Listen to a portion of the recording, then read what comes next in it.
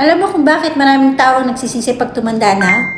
Dapat balanse ang buhay natin kasi kapag hindi natin inayos habang maaga, bandang huli, tayo din ang magsasuffer. Simulan natin sa physical health.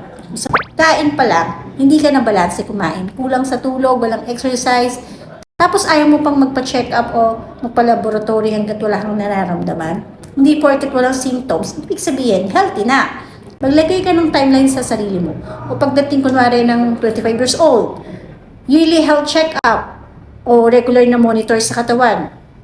Kasi kapag pinabayaan mo ang health mo, darating yung panahon na ikaw din na mahihirapan. Mas mahirap gamutin ang sakit kaysa umiwas dito habang maaga. Pero hindi lahat ng physical health ang kailangang balanse. Spiritual life, kailangan din nating alagaan ang relasyon natin sa Diyos.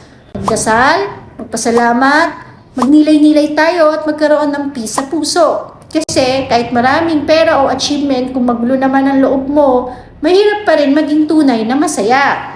Pamilya.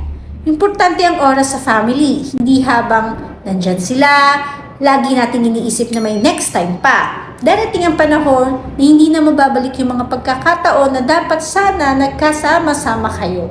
Social life. Piliin ang mga taong nagbibigay ng mabuting influence. Hindi masama makisama at mag-enjoy.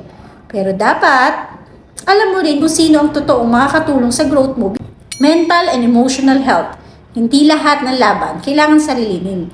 Matutong magpahinga, umiwas sa sobrang stress, at alagaan din ang isip at emosyon. Normal lang na napapagod tayo pero hindi normal ang napababayaan ng sarili natin. Financial life. Habang bata pa, matuto kang mag-ipon, mag-budget at umiwas sa luho na hindi naman kailangan. Hindi habang malakas pa ay may pera palagi. Kaya importante, paghahanda. Personal growth. Huwag tumigil matuto. Skills, discipline, at magandang ugali. Ang mga bagay na dadalihin mo habang buhay. Kasi sa huli, kapag hindi balanse ang buhay natin, tayo rin ang mahihirapan. Pero kapag inalagaan natin ang sarili natin habang maaga, mas magiging magaan ang future natin.